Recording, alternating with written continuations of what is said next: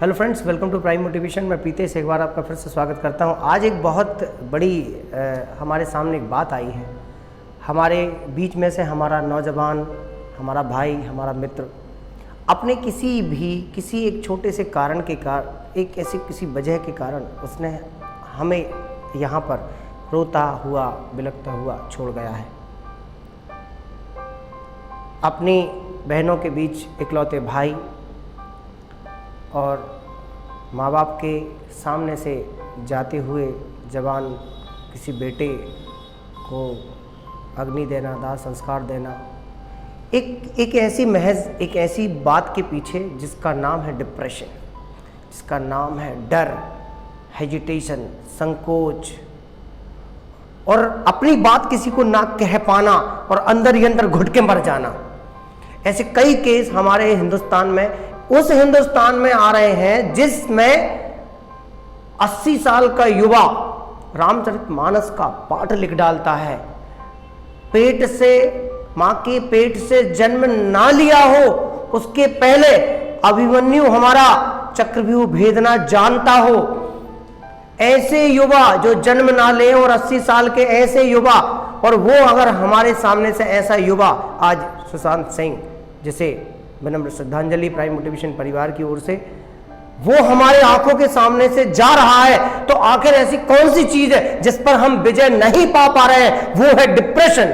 और ये डिप्रेशन, याद कीजिए, आज से कुछ वर्ष पहले की बात याद कीजिए, लगभग 20 से 25 साल पहले की बात को याद कीजिए। हमारे गांव, हमारे शहर के लोग आपस में, बुजुर्ग पूरे जो भी लोग थे, पूरी महिलाएं थी, आपस में समय निकालते थे, बैठते थे, एक दूसरे के दुख दर्द को समझते थे। याद कीजिए 25 साल पहले का समय, हम अपने मामा बुआ के यहाँ जाया करते थे, उनके बच्चों के साथ वो हमारे घर आया करते थे, मायके बेटियां आया करती थी, हमारे घर की बहुएं मायके जाया करती थी।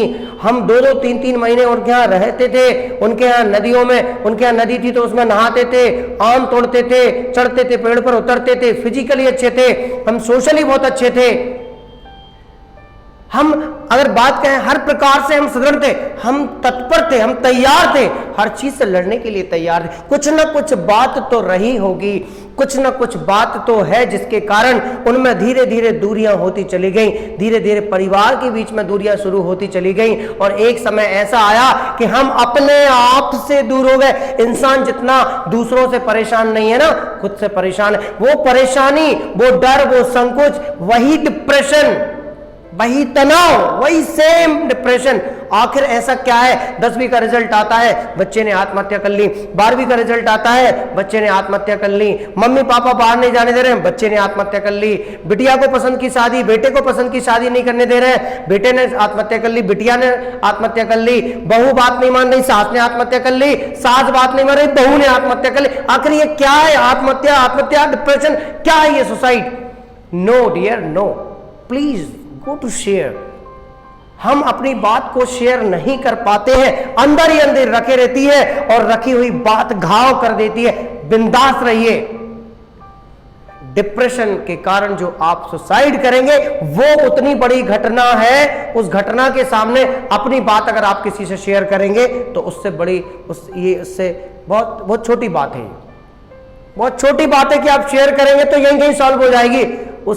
उस घटना के बाद फिर कोई ऑप्शन नहीं बचता है। ये जो डिप्रेशन है, ये कहां से आता है?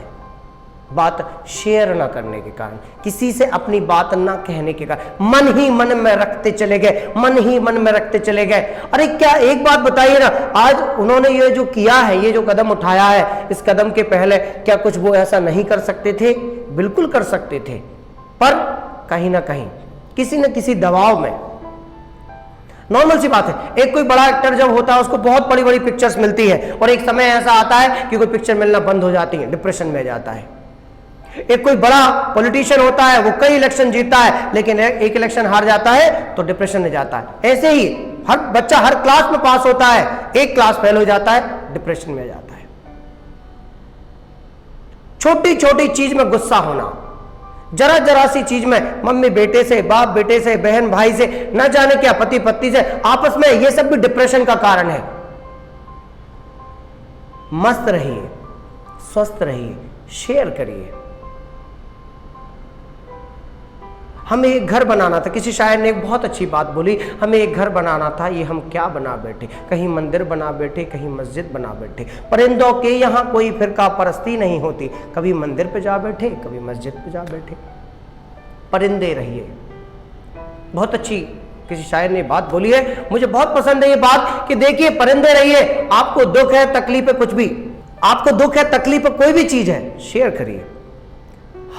कई बार हमने देखा है कि कोई व्यक्ति किसी गलत रास्ते को पकड़ लेता है, किसी गलत दोस्त को बना लेता है, किसी फ्रेंड से हमारे ऐसे रिलेशंस हो जाते हैं कि वो हम उससे और वो हमसे शेयर करने लगता है, हम एक दूसरे से शेयर करते हैं। हमारा हो सकता है ध्येय अच्छा हो, लेकिन सामने वाले का ध्येय उल्टा होता है, वो हमारा गलत फायदा उठा लेता है, हमें आगे चल के ब्लैकमेल करता है। ये भी कारण यही है कि शेयर करने से भी देख लीजिए, पहले हम सबसे पहले देखो क्या है कि किसी बहुत अच्छे एक व्यक्ति ने बात बोली है कि दुनिया ऐसी बाबरी जो पत्थर पूजन जाए और घर की चक्की कोई न पूजे जिसका आटा खाए।